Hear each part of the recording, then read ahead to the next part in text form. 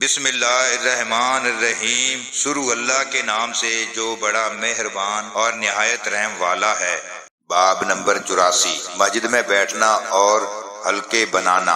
حدیث نمبر 472، حضرت ابن عمر رضی اللہ عنہ سے روایت ہے، انہوں نے فرمایا نبی صلی اللہ علیہ وآلہ وسلم ایک دفعہ ممبر پر تشریف فرما تھے کہ ایک شخص نے آپ سے دریافت کیا رات کی نماز کے متعلق آپ کا کیا حکم ہے؟ آپ نے فرمایا دو رکعت پڑھو، پھر جب کسی کو صبح ہو جانے کا اندیشہ ہو تو ایک رکعت اور پڑھ لے، وہ سابقہ ساری نماز کو وتر کر دے گی۔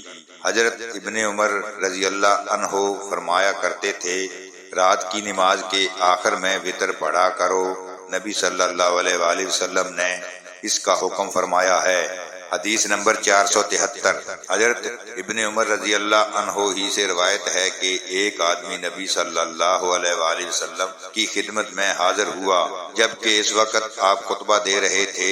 اس نے عرض کیا رات کی نماز کس طرح ادا کی جائے؟ آپ نے فرمایا دو رکعت، پھر جب تمہیں طلوع فجر کا اندیشہ ہو تو ایک رکعت وتر پڑھ لو، پھر تمہاری بڑھی ہوئی سابقہ نماز کو طاق عدد میں تبدیل کر دے گی۔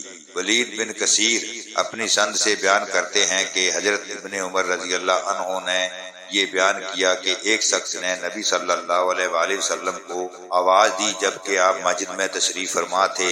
حدیث نمبر 474، حضرت ابو وقدالیسی سے روایت ہے، انہوں نے فرمایا ایک دفعہ رسول اللہ صلی اللہ علیہ وآلہ وسلم مسجد میں تشریف فرما تھے کہ تین آدمی آئے، ان میں سے دو تو رسول اللہ صلی اللہ علیہ وآلہ وسلم کے پاس مسجد میں آ گئے اور ایک واپس چلا گیا۔ ان دونوں میں سے ایک نے حلقے میں کچھ خالی جگہ دیکھی اور وہاں بیٹھ گیا، اور دوسرا تمام لوگوں کے پیچھے جا بیٹھا رہا، تیسرا تو وہ واپس چلا گیا۔ جب رسول اللہ صلی اللہ علیہ وآلہ وسلم فارغ ہو گئے تو فرمایا میں تمہیں ان تینوں آدمیوں کے متعلق نہ بتاؤں؟ ان میں سے ایک نے اللہ کے قریب جگہ تلاش کی تو اللہ نے اسے جگہ عطا کر دی، دوسرا انسان اللہ سے شرما گیا تو اللہ نے بھی اس سے شرم کی رہا، تیسرا تو اس نے اللہ سے روگردانی کی تو اللہ نے بھی اس سے منہ پھیر لیا۔ حدیث باب نمبر 85، مسجد میں چت لیٹنا اور پاؤں پھیلانا۔ حدیث نمبر 475، حضرت عبداللہ بن زید انصاری رضی اللہ عنہ سے روایت ہے کہ انہوں نے رسول اللہ صلی اللہ علیہ وآلہ وسلم کو مسجد میں چت لیٹے اور پاؤں پر پاؤں رکھے ہوئے دیکھا تھا۔ ابن صحاب زہری حضرت سعید بن مسیب سے نقل کرتے ہیں کہ حضرت عمر اور حضرت عثمان رضی اللہ عنہم بھی ایسے ہی کیا کرتے تھے۔ باب نمبر 86، راستے میں مسجد بنانا بشرطیہ اس میں لوگوں کا کوئی نقصان نہ ہو۔ امام حسن بصری، ایوب سختیانی اور امام مالک بھی یہی کہتے ہیں۔ حدیث نمبر 476، حضرت عائشہ جوزہ نبی صلی اللہ علیہ وآلہ وسلم سے روایت ہے، انہوں نے فرمایا جب سے میں نے ہوش سنبھالا اسی وقت سے میں نے یہ دیکھا کہ میرے والدین دین اسلام قبول کر چکے تھے، اور ہم پر کوئی دن ایسا نہیں گزرتا تھا جس میں ہمارے ہاں رسول اللہ صلی اللہ علیہ وآلہ وسلم دن کے دونوں حصوں میں یعنی صبح و شام نہ آتے ہوں۔ پھر حضرت ابو بکر صدیق رضی اللہ عنہ کے دل میں ایک بات آئی اور انہوں نے اپنے گھر کے سامنے ایک کھلی جگہ میں مسجد بنا لی جس میں وہ نماز پڑھتے اور قرآن کریم کی تلاوت کرتے تھے۔ مشرکین کے بچے اور عورتیں آتے جاتے ان کے پاس کھڑے ہو جاتے، وہ حضرت ابو بکر کی حالت پر تعجب کرتے اور انہیں غور سے دیکھتے۔ حضرت ابو بکر صدیق رضی اللہ عنہ بڑے رقیق القلب اور گریہ زاری کرنے والے انسان تھے، جب قرآن کریم کی تلاوت کرتے تو انہیں اپنی آنکھوں پر کنٹرول نہیں رہتا تھا۔ حضرت ابو بکر صدیق رضی اللہ عنہ کے اس طرز عمل نے مشرکین قریش کے اشراف کو بڑی گھبراہٹ میں مبتلا کر دیا تھا۔ باب نمبر 87، بازار کی مسجد میں نماز پڑھنا۔ حضرت ابن عون نے ایک ایسے گھر کی مسجد میں نماز پڑھی جس کے دروازے عام لوگوں پر بند کر دیے جاتے تھے۔ حدیث نمبر 477، حضرت ابو ہریرہ رضی اللہ عنہ سے روایت ہے، وہ نبی صلی اللہ علیہ وآلہ وسلم سے بیان کرتے ہیں، آپ نے فرمایا نماز با جماعت گھر اور بازار کی نماز سے 25 درجے زیادہ فضیلت رکھتی ہے، اس لیے کہ جب کوئی شخص اچھی طرح وضو کرے اور مسجد میں نماز ہی کے ارادے سے آئے تو وہ مسجد میں پہنچنے تک جو قدم اٹھاتا ہے اس پر اللہ تعالی ایک درجہ بلند کرتا ہے اور اس کا ایک گناہ مٹا دیتا ہے، اور جب وہ مسجد میں پہنچ جاتا ہے تو جب تک نماز کے لیے وہاں رہتا ہے اسے برابر نماز کا ثواب ملتا رہتا ہے، اور جب تک وہ اپنے اس مقام میں رہے جہاں نماز پڑھتا ہے تو فرشتے اس کے لیے یوں دعا کرتے ہیں، اے اللہ اسے معاف کر دے، اے اللہ اس پر رحم فرما، بشرطیہ ہوا خارج کر کے دوسروں کو تکلیف نہ دے۔ باب نمبر 88، مسجد اور مسجد میں ہاتھوں کی انگلیوں کو ایک دوسرے میں داخل کرنا۔ حدیث نمبر 478 489، حضرت عبداللہ بن عمرو بن عاص رضی اللہ عنہم سے روایت ہے، انہوں نے کہا نبی صلی اللہ علیہ وآلہ وسلم اپنی انگلیوں کو کینچی بنایا۔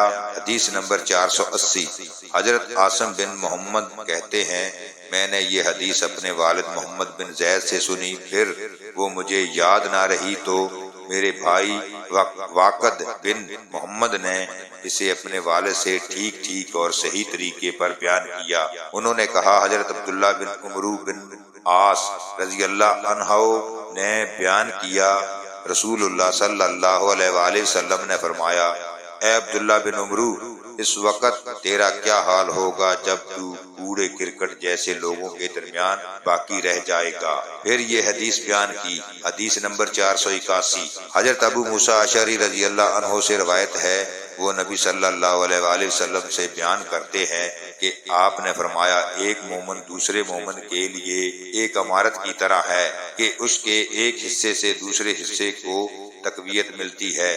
پھر آپ صلی اللہ علیہ وآلہ وسلم نے اپنی انگلیوں کو ایک دوسرے میں داخل فرمایا۔ حدیث نمبر 482، حضرت ابو ہریرہ رضی اللہ عنہ سے روایت ہے، انہوں نے فرمایا رسول اللہ صلی اللہ علیہ وآلہ وسلم نے ہمیں زوال کے بعد کی نماز میں سے کوئی نماز پڑھائی اور 2 رکعت پڑھا کر سلام پھیر دیا۔ اس کے بعد مسجد میں گاڑی ہوئی ایک لکڑی کی طرف گئے اور اس پر ٹیک لگا لی، گویا آپ ناراض ہوں، اور اپنا دایاں ہاتھ بائیں ہاتھ پر رکھ لیا اور اپنی انگلیوں کو ایک دوسرے میں داخل فرمایا اور اپنا دایاں رخسار بائیں ہتھیلی کی پشت پر رکھ لیا۔ جلد باز لوگ تو مسجد کے دروازوں سے نکل گئے اور مسجد میں حاضر لوگوں نے کہنا شروع کر دیا، کیا نماز کم ہو گئی ہے؟ ان لوگوں میں حضرت ابو بکر صدیق اور حضرت عمر فاروق رضی اللہ عنہم بھی موجود تھے، مگر ان دونوں نے آپ سے گفتگو کرنے سے ہیبت محسوس کی۔ ایک شخص جس کے ہاتھ کچھ لمبے تھے اور اسے زوال دین کہا جاتا تھا، کہنے لگا اللہ کے رسول، کیا آپ بھول گئے ہیں یا نماز کم ہو گئی ہے؟ آپ نے فرمایا نہ میں بھولا ہوں اور نہ نماز ہی کم کی گئی ہے۔ پھر آپ نے فرمایا کیا زوال دین صحیح کہتا ہے؟ لوگوں نے عرض کیا جی ہاں۔ یہ سن کر آپ آگے بڑھے اور جتنی نماز رہ گئی تھی اسے ادا کیا، پھر سلام پھیرا۔ اس کے بعد آپ نے تکبیر کہی اور سجدہ سہو کیا جو عام سجدے کی طرح یا اس سے کچھ لمبا تھا۔ پھر آپ نے سر اٹھایا اور اللہ اکبر کہا، پھر اللہ اکبر کہہ کر دوسرا سجدہ کیا جو اپنے عام سجدوں کی سطح یا اس سے کچھ طویل تھا، پھر سر اٹھا کر اللہ اکبر کہا اور سلام پھیر دیا۔ باب نمبر 99، مدینے کے راستے میں واقع مسجد اور وہ مقامات جہاں نبی صلی اللہ علیہ وآلہ وسلم نے نماز پڑھی۔ حدیث نمبر 483، حضرت موسیٰ بن عقبہ کہتے ہیں کہ میں نے حضرت سالم بن عبداللہ کو دیکھا کہ وہ مکے سے مدینے کے راستے پر بعض مخصوص مقامات کو تلاش کر کے وہاں نماز پڑھتے تھے اور بیان کرتے تھے کہ ان کے والد گرامی ابن عمر رضی اللہ عنہ ان مقامات پر نماز پڑھا کرتے تھے اور انہوں نے نبی صلی اللہ علیہ وآلہ وسلم کو ان جگہوں میں نماز پڑھتے ہوئے دیکھا تھا۔ موسیٰ بن عقبہ کہتے ہیں مجھ سے حضرت نافع نے بھی بیان کیا کہ حضرت ابن عمر رضی اللہ عنہ ان مقامات پر نماز پڑھتے تھے، اور میں نے اس سلسلے میں حضرت سالم سے معلوم کیا، انہوں نے بھی وہی مقامات بتائے جن کی نشاندہی حضرت نافع نے کی تھی۔ البتہ شرف الروحا کی مسجد کے متعلق دونوں کا کچھ اختلاف تھا۔ حدیث نمبر 484، حضرت عبداللہ بن عمرو رضی اللہ عنہ ہی سے روایت ہے کہ رسول اللہ صلی اللہ علیہ وآلہ وسلم جب عمرے کے لیے جاتے، اسی طرح حجۃ الوداع میں جب حج کے لیے تشریف لے گئے تو ذوالحلیفہ میں اس کیکر کے نیچے پڑاؤ کرتے جہاں آپ مسجد ذوالحلیفہ ہے، اور جب آپ جہاد حج یا عمرے سے مدینے واپس آتے اور اس راستے سے گزرتے تو وادی عقیق کے نصیب میں اترتے، جب وہاں سے اوپر چڑھتے تو اپنی اونٹنی کو بطحا میں بٹھاتے جو وادی کے مشرقی کنارے پر ہے، اور آخر سب میں وہیں آرام فرماتے یہاں تک کہ صبح ہو جاتی۔ یہ مقام اس مسجد کے پاس نہیں جو پتھروں سے بنی ہے، اور نہ اس ٹیلے پر ہے جس پر مسجد ہے، بلکہ اس جگہ ایک گہرا نالا تھا۔ عبداللہ بن عمر رضی اللہ عنہ اس کے پاس نماز پڑھا کرتے تھے، اس کے اندر کچھ ریت کے ٹیلے تھے، رسول اللہ صلی اللہ علیہ وآلہ وسلم وہی نماز پڑھتے تھے۔ راوی کہتا ہے لیکن اب نالے کی روح پانی کے بہاؤ نے وہاں کنکریاں بچھا دی ہیں اور اس مقام کو چھپا دیا ہے جہاں عبداللہ بن عمر رضی اللہ عنہ نماز پڑھا کرتے تھے۔ حدیث نمبر 485، حضرت عبداللہ بن عمر رضی اللہ عنہ سے یہ بھی روایت ہے کہ نبی صلی اللہ علیہ وآلہ وسلم نے وہاں بھی نماز پڑھی جہاں اب چھوٹی سی مسجد ہے، اس مسجد کے قریب جو روحا کی بلندی پر واقع ہے۔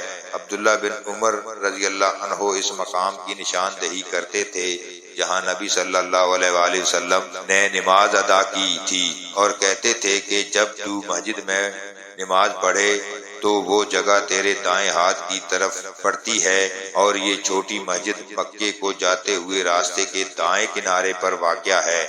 اس کے اور بڑی مسجد کے درمیان کم و بیش پتھر پھینکنے کی مسافت ہے۔ حدیث نمبر 486، حضرت عبداللہ بن عمر رضی اللہ عنہ اس چھوٹی سی پہاڑی کے پاس بھی نماز پڑھا کرتے تھے جو روحا کے خاتمے پر ہے۔ اس پہاڑی کا سلسلہ راستے کے آخری کنارے پر جا کر ختم ہو جاتا ہے۔ مکے کو جاتے ہوئے اس مسجد کے قریب جو اس پہاڑی کے اور روحا کے آخر حصے کے درمیان ہے، وہاں ایک اور مسجد بن گئی ہے۔ عبداللہ بن عمر رضی اللہ عنہ اس مسجد میں نماز نہیں پڑھا کرتے تھے بلکہ اسے اپنی بائیں طرف اور پیچھے چھوڑ دیتے اور اس کے آگے پہاڑی کے پاس نماز پڑھتے تھے۔ حضرت عبداللہ بن عمر رضی اللہ عنہ زوال آفتاب کے بعد روحا سے چلتے، پھر ظہر کی نماز اسی جگہ پہنچ کر ادا کرتے، اور جب مکے سے واپس آتے تو صبح ہونے سے کچھ دیر پہلے یا سحری کے آخری وقت وہاں پڑاؤ کرتے اور نماز فجر کی نماز پڑھتے۔ حدیث نمبر 487، حضرت عبداللہ بن عمر رضی اللہ عنہ سے یہ بھی روایت ہے کہ نبی صلی اللہ علیہ وآلہ وسلم مقام رویسا کے قریب راستے کی دائیں جانب کشادہ نرم اور ہموار جگہ میں ایک بہت بڑے گھنے درخت کے نیچے اترتے، یہاں تک کہ اس ٹیلے سے بھی آگے گزر جاتے جو رویسا کے راستے سے 2 میل کے قریب ہے۔ اس درخت کا بالائی حصہ ٹوٹ گیا ہے اور اب درمیان سے خمیدہ ہو کر اپنے تنے پر کھڑا ہے۔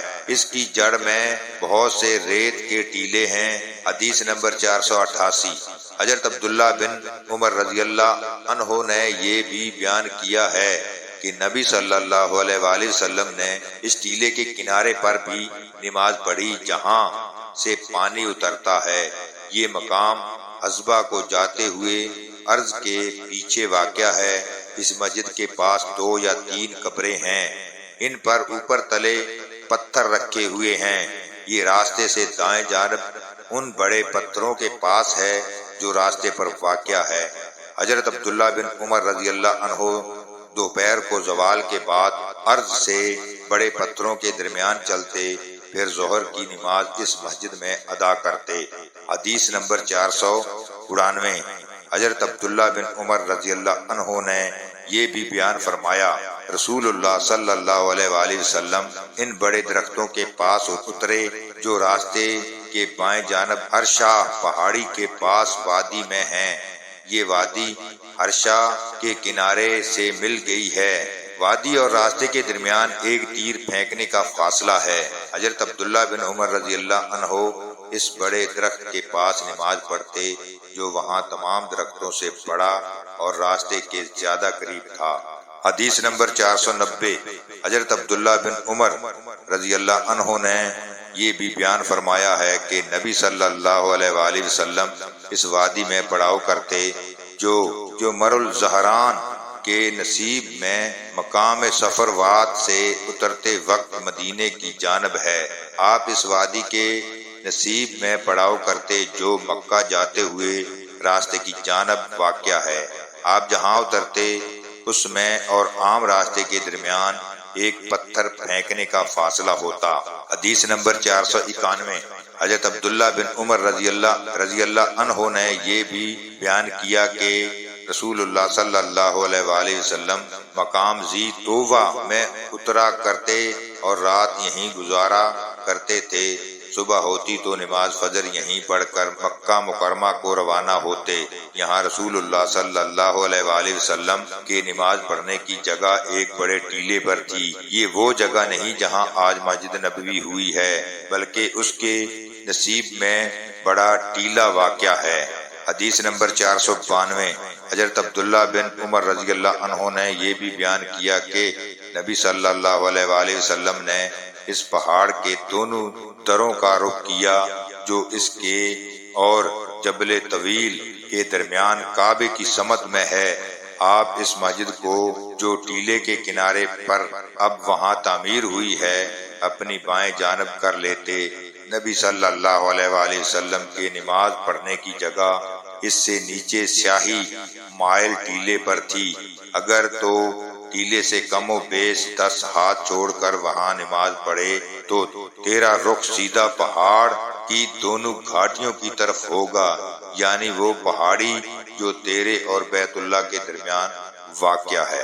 اللہ تعالی ہم سب کو دین کو صحیح معنوں میں سمجھنے کی توفیق عطا فرمائے۔ آمین ثم آمین۔